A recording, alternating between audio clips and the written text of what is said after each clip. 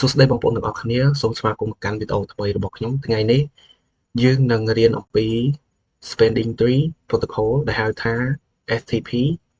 ដែលជា protocol សំខាន់មួយក្នុងការគ្រប់គ្រងបណ្ដាញ Layer 2 STP មានតួនាទីយ៉ាងសំខាន់ក្នុងការការពារ Network Loop និងធានា stability នៃបណ្ដាញមុននឹងចាប់ផ្ដើមសូមចុច Subscribe និង Like ដើម្បីគាំទ្រ Channel របស់ខ្ញុំផងដំបូងសូមពិនិត្យមើលគោលដៅរបស់ STP 1ទប់ស្កាត់ loop នេះជាគោលដៅចម្បងបំផុតនៅពេលដែលយើងមាន switch ជា switch ច្រើនជាប់គ្នាជាបណ្ដាញជា network ហើយមានច្រើន path ទៅកាន់ destination តែមួយវាអាចបង្កើតជា loop បាន loop នេះអាចធ្វើឲ្យកើតមាន broadcast storm ដែលធ្វើឲ្យបណ្ដាញយើងធ្លាក់ដួលទាំងស្រុងអញ្ចឹង STP ការពារបញ្ហានេះពីធានា stability អញ្ចឹង STP ធានាថាបណ្ដាញយើងមានស្ថិរភាពមិនមានការរំខាននិងដំណើរការបានរលូន3 root elation អញ្ចឹងSTP នឹងជ្រើសរើស switch មួយឲ្យคล้ายជា root switch ដើម្បីកំណត់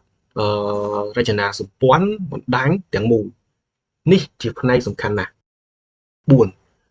4 convergence នេះគឺជាដំណើរការដែល STP យោងទៅឈានទៅដល់ស្ថិរភាពដែលយើងនឹងពិភាក្សាលម្អិតនៅក្នុង slide បន្ទាប់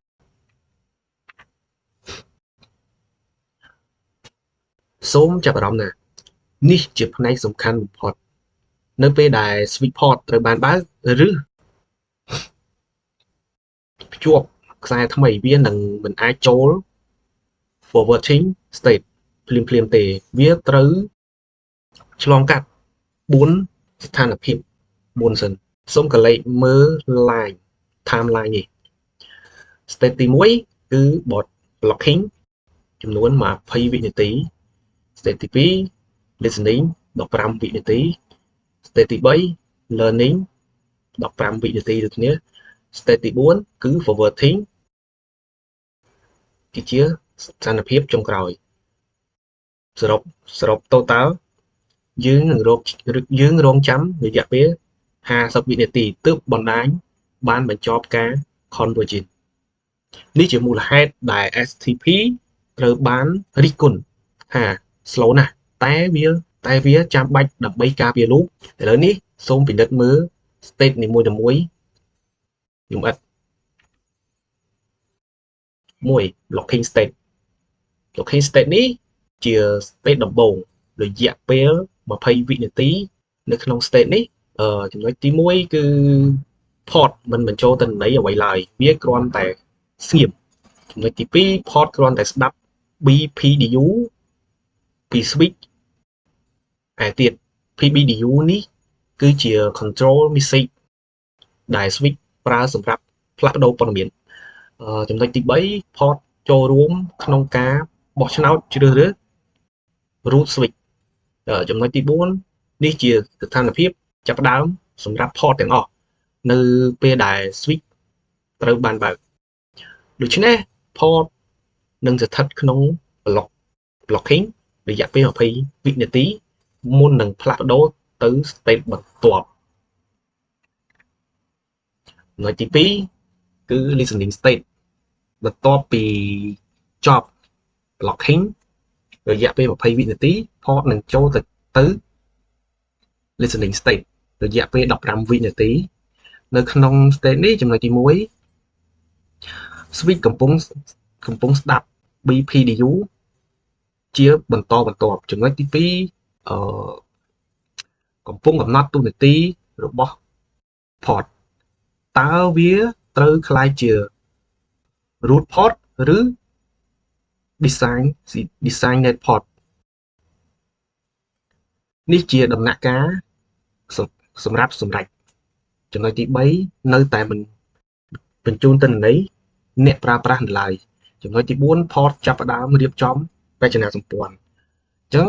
state នេះចំណាយពេល15វិនាទីមុននឹងផ្លាស់ប្ដូរទៅកាន់ learning ចំណុចទី3 learning state បន្ទាប់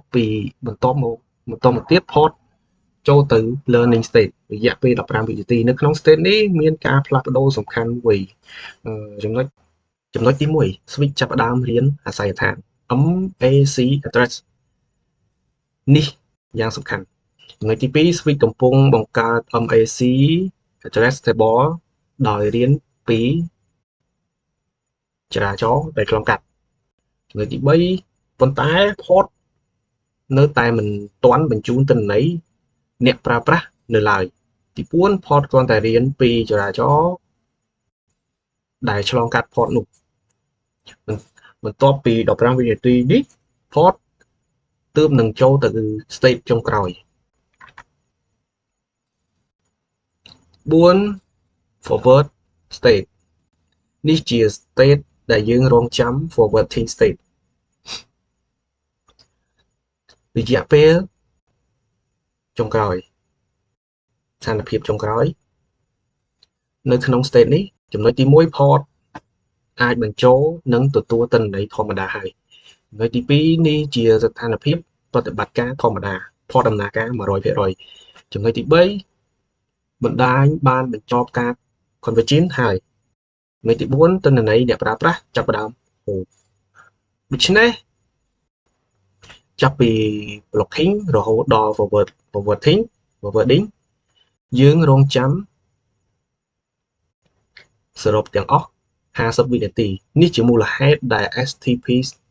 standards គឺ slow ប៉ុន្តែមាន feature ជាច្រើនដែលអាចជួយកាត់បន្ថយពេលវេលានេះ feature សំខាន់របស់ STP ឥឡូវនេះសូមពិនិត្យមើល6 feature សំខាន់របស់ STP ដែលជួយកែលម្អ performance និង security feature ទី1គឺ port flash នេះជា feature លឿនបំផុតវារំលង delay ហើយចូល forwarding ភ្លាម feature ទី2គឺ BPDU rate feature ទី2 BPDU cost នេះគឺជា security feature ការពារ root switch feature ទី3គឺ BPDU filter គ្រប់គ្រង BPDU behavior feature ទី4គឺ uplink flash failover លឿនសម្រាប់ access layer feature ទី5គឺ backbone flash វា detail link failure លឿន feature ទី6 internal link aggregation បង្កើត bandwidth សូមចាំណា feature ទាំង6នេះមានគោលបំណងខុសគ្នាមិនមែនទាំងអស់ផ្ដោតលើ speed ទេ feature លឿនបំផុតសូមពិនិត្យមើល port flash យ៉ាងលម្អិតពីព្រោះនេះជា feature ដែលមាន import លើ speed ខ្លាំងបំផុតគោលបំណង port flash អនុញ្ញាតឲ្យ access port រំលង STP transitional states ហើយចូល forwarding state ភ្លាមៗថាប្រយោជន៍ចំណុចទី1គឺ DHCP assignment លឿននៅពេលដែល PC ភ្ជាប់ទៅ switch វាអាចទទួល IP address ភ្លាមមិនត្រូវរងចាំដល់50វិនាទីទេចំណុចទី2 boot time កាត់បន្ថយពី50វិនាទីទៅតិចជាង1វិនាទីនេះជា employment ដ៏ធំមួយចំណុចទី3 user experience ប្រសើរឡើងយ៉ាងច្រើនចំណុចទី4ប្រើសម្រាប់ assign port ដែលភ្ជាប់ទៅ PC printer server ជាដើមសូមកលេចទៅមើល configuration នេះ SCP ធម្មតា50វិនាទី background ពណ៌ហម port flash តិចជាង1វិនាទី background ពណ៌បៃតងនេះហើយជា speed employment ដ៏អស្ចារ្យមួយសំខាន់ណាស់ port ខ្លះគួរតែប្រើលើ access port តែប៉ុណ្ណោះកុំប្រើលើ trunk port ឬ port ដែលភ្ជាប់ទៅ switch ផ្សេងពីព្រោះ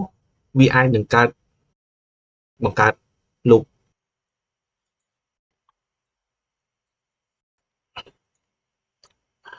សរុបមក STP ទប់ស្កាត់ loop តាមរយៈ port state 4 ដំណាក់កាលគឺ convergence time របស់ STP standard គឺ40វិនាទី convergence time របស់ STP standard គឺ50វិនាទី port flash មាន import លើ speed ខ្លាំងជាងគេដោយកាត់បន្ថយពី